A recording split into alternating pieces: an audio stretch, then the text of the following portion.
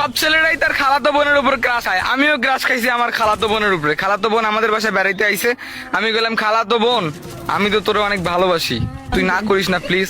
তখন খালাতো বোন কইলো আরে ধর তোর মতো কত ছেলে আমার পিছনে ঘুরে, তোর কোনো টাইম নেই, যা ভাগ। আমি বললাম যে শোন বিশ্বাস কর খালাতো বোন, তুই ছাড়া আমার কেউ নাই, তোর ছাড়া আমি বাঁচতে পারবো না।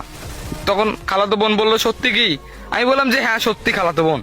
তখন খালাতো বোন বললো তাহলে তুই আমার মারে বল যদি রাজি হয় তাহলে আমিও রাজি। আমি বললাম ঠিক আছে।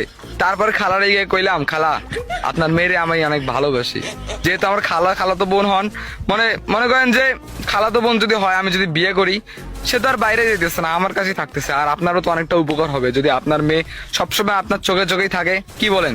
তখন আন্টি বললো হ্যাঁ ঠিক আছে বাবা তোর সাথেই বিয়ে দিব, যা। ওরে ভাই, খালাতো বোনের মাও রাজি, মানে আমার মায়ের খালা, না না না আমার আমার খালা রাজি। তো এখন আমি বললাম আমার মারে যে মা আমি খালাতো বোনরে অনেক ভালোবাসি, তারই বিয়ে করতে চাই। আমার মাও রাজি।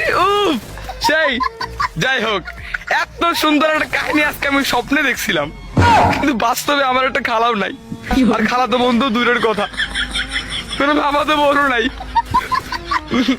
আর আমার তো খালা নাই, আমার মায়েরও খালা নাই, তার বোনটা হইব কেমনে?